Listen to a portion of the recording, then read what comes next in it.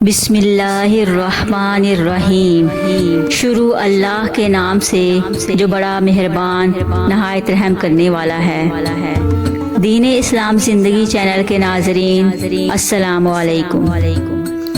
پچھلی ویڈیو میں دائی حلیمہ نے مکہ مکرمہ میں وبا کے پھیلنے کی وجہ سے آپ صلی اللہ علیہ وآلہ وسلم کو ساتھ واپس لے آئیں۔ آج ہم اس سے آگے رضاعت کی کہانی دائی حلیمہ کی زبانی کا قصہ بیان کریں گے۔ مکہ مکرمہ سے واپسی کے بعد جانے دو عالم صلی اللہ علیہ وآلہ وسلم کی مزید عظمتوں کا مشاہدہ ہوا۔ مائی حلیمہ کہتی ہیں کہ ادھر سے واپسی کے بعد میں ان کا اور بھی زیادہ خیال رکھا کرتی تھی اور ان کو اپنی نظروں سے اوجھل نہ ہونے دیتی۔ ایک دن شدید گرمی تھی اور دوپہر کا وقت تھا۔ اچانک میں نے محسوس کیا کہ وہ گھر میں نہیں ہیں۔ میں اس کی تلاش میں بے تابانہ باہر کی طرف لپکی۔ دیکھا تو وہ اپنی بہن شیما کے پاس بیٹھا تھا۔ میں نے شیما کو ڈانٹتے ہوئے کہا، اس گرمی میں تو اسے باہر نکال لائی ہے۔ شیما نے جواب دیا، امی میرے بھائی کو تو ذرا سی گرمی بھی نہیں لگی۔ اس پر تو بادل کا ایک ٹکڑا سایہ کیے ہوئے تھا۔ یہ چلتا تھا تو سایہ بھی چلتا تھا، یہ رکتا تھا تو سایہ بھی رک جاتا تھا۔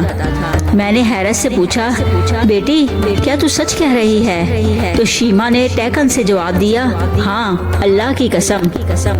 یوں تو جانے دو عالم صلی اللہ علیہ وآلہ وسلم کے بچپن کے تمام واقعات عقل کو حیران کرنے والے ہیں، لیکن سب سے حیران کن واقعہ شق صدر کا ہے۔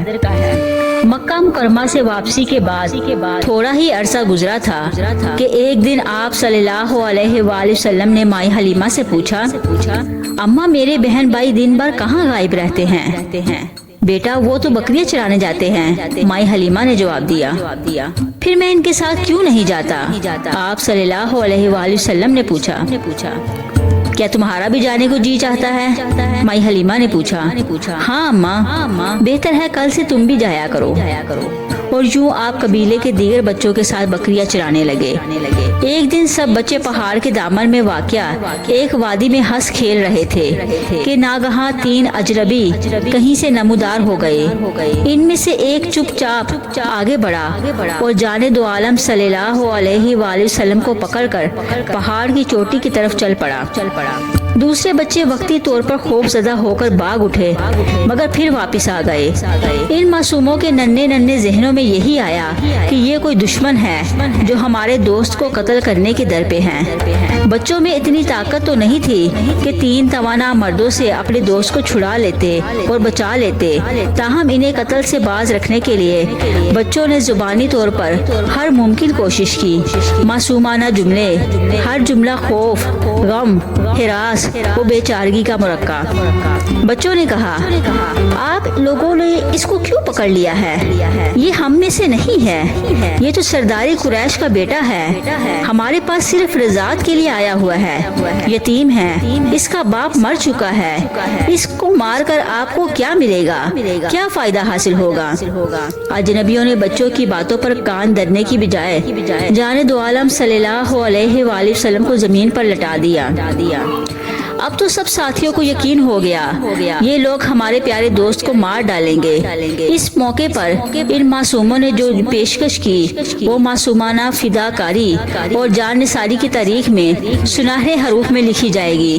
انہوں نے کہا، اگر آپ نے بہرحال قتل کرنا ہی ہے تو ایسا کیجئے کہ اس کو چھوڑ دیجئے اور اس کے بدلے میں ہم میں سے جس کو آپ کا جی چاہے مار ڈالیے۔ اجنبیوں نے پھر بھی کوئی توجہ نہ دی اور اپنے کام میں مشغول رہے۔ ایک نے جانے دو عالم صلی اللہ علیہ وآلہ وسلم کے سینے پہ ہاتھ رکھ کر نیچے کی جانب کھینچا تو سینے سے ناف تک شگاف پڑ گیا۔ بچوں نے یہ منظر دیکھا تو دہشت زدہ ہو کر اپنے گھروں کی طرف بھاگ نکلے۔ مائی حلیمہ کہتی ہیں، دوپہر کا وقت تھا، ہم گھر میں بیٹھے تھے کہ اچانک میرا بیٹا چیختا چلاتا ہوا دوڑتا آیا، او امی، او ابو، میرے قریشی بھائی کو بچا لیجئے، اگرچہ مجھے امید امید نہیں ہے کہ آپ اسے زندہ پا سکیں گے؟ میرا کلیجہ دک سے رہ گیا۔ قصہ کیا ہے؟ میں نے اس سے پوچھا۔ ہم ادھر کھڑے تھے، اس نے ہانپتے ہوئے وادی کی طرف اشارہ کیا کہ اچانک ایک آدمی آیا اور اس کو پکڑ کر پہاڑ کی چوٹی کی طرف لے گیا، پھر اسے لٹا کر اس کا سینہ چیرنے لگا۔ مجھے کچھ پتا نہیں کہ پھر کیا ہوا۔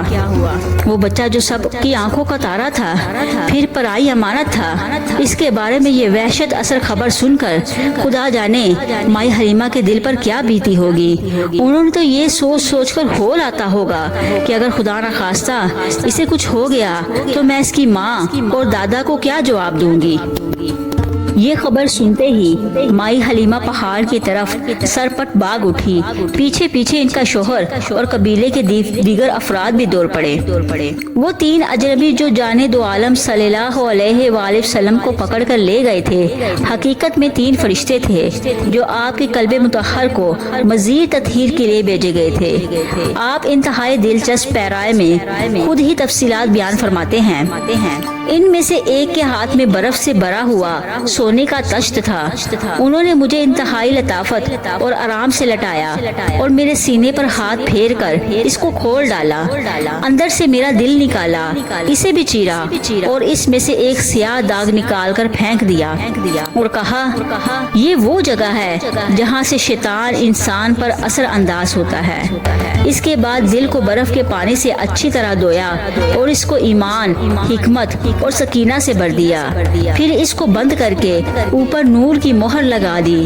مہر اتنی نورانی تھی کہ اس سے خیر کن شعائیں پھوٹتی تھیں اور اس میں ایسی بروئے اور راحت تھی کہ اس کی ٹھنڈک مجھے آج تک اپنی رگ رگ اور جوڑ جوڑ میں محسوس ہوتی ہے۔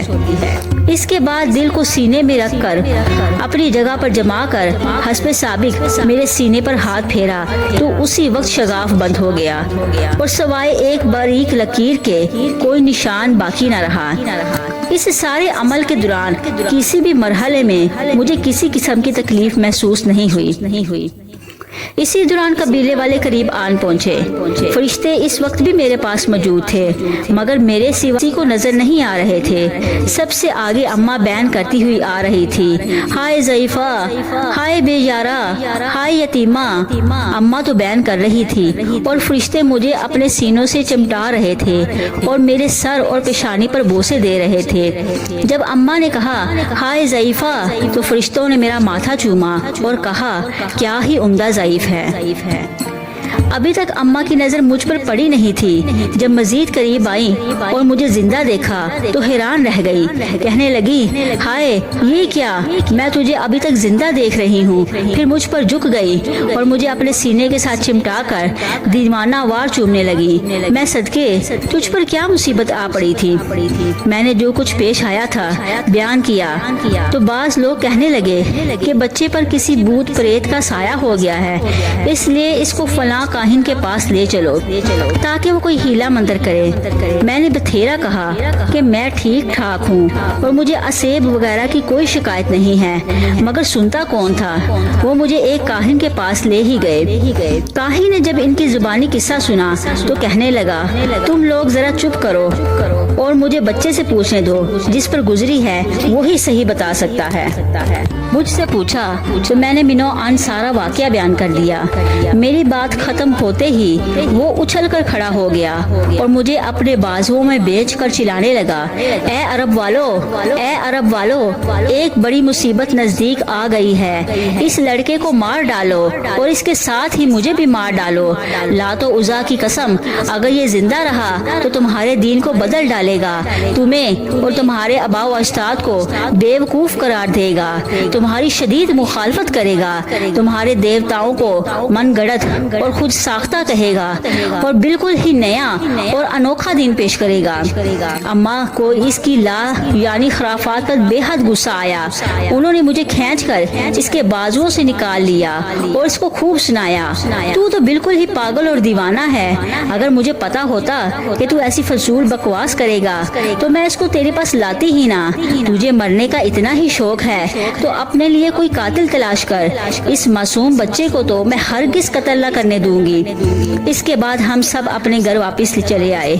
میرے سینے سے ناف تک تسمے جیسا باریک نشان جو نظر آتا ہے، یہ اسی شق صدر کی یادگار ہے۔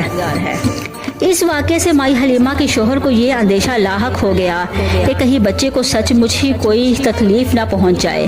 چنانچہ انہوں نے مائی حلیمہ کو مشورہ دیا، حلیمہ، اس بچے کی بے حساب برکات کی وجہ سے فلاں گھرانہ ہم سے حسد رکھتا ہے۔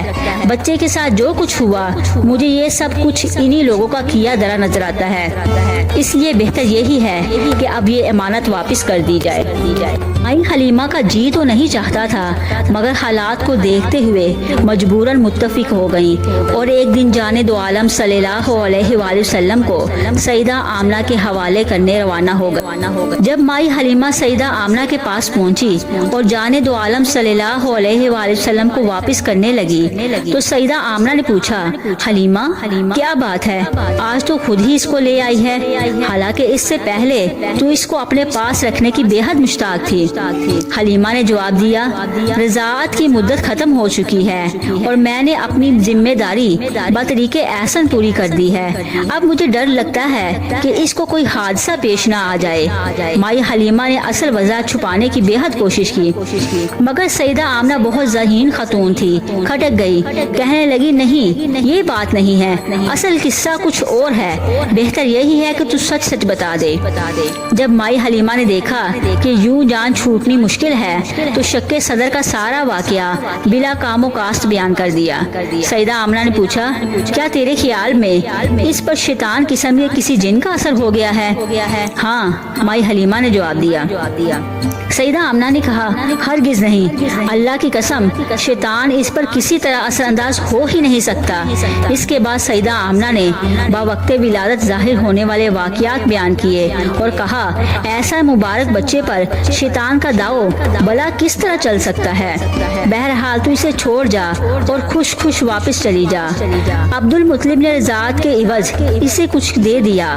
مائی حلیمہ ہر لحاظ سے مسرور و شادماں ہو کر الوداع ہو گئیں۔ آج کی ویڈیو میں بس اتنا ہی۔